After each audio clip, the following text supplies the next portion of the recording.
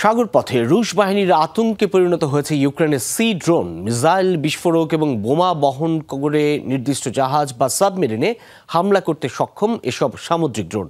রুশ বাহিনীর আকাশ এবং স্থল অভিযানের কারণে অনেকটাই পর্যুদস্ত ইউক্রেনীয় সেনারা। এই অবস্থায় সি ড্রোনের মাধ্যমে সাগরপথে প্রতিরোধ গড়ে তুলেছে কিয়েভ সেনারা।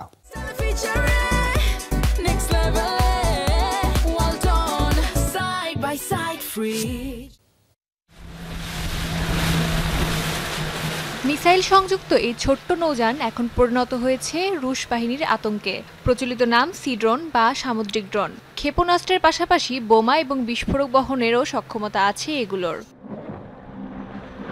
রাশিয়ার নৌবহরে রয়েছে বিশাল বিশাল সব সাবমেরিন যুদ্ধজাহাজ। এসব মোকাবেলায় ইউক্রেন পানিতে নামিয়েছে তাদের আধুনিক প্রযুক্তির সব ছোট ছোট সি ড্রোন। এরই মধ্যে কিয়েভের ড্রোন হামলার কারণে নৌবাহিনীর কার্যক্রম সীমিত করেছে মস্কো। আমাদের হামলার কারণে শত্রুর চলাচল সীমিত হয়েছে। আগে যেসব শক্তিশালী হামলা দেখা যেত সেগুলো বেশ কিছুদিন ধরেই নেই, কারণ শত্রু তাদের কৌশল পরিবর্তন করেছে। হামলা প্রতিরোধের প্রস্তুতি হিসাবে ড্রোনগুলোকে আরও শক্তিশালী করে তুলেছে ইউক্রেন। ছোট্ট V5 র্যামিং ড্রোন এবং বড় V7 অস্ত্র বহনকারী ড্রোন উভয়ই রিমোট কনসোল দিয়ে নিয়ন্ত্রিত। সম্প্রতি একটি V7 ড্রোনে যুক্ত হয়েছে পরিবর্তিত মার্কিন সাইড উইন্ডার ক্ষেপণাস্ত্র।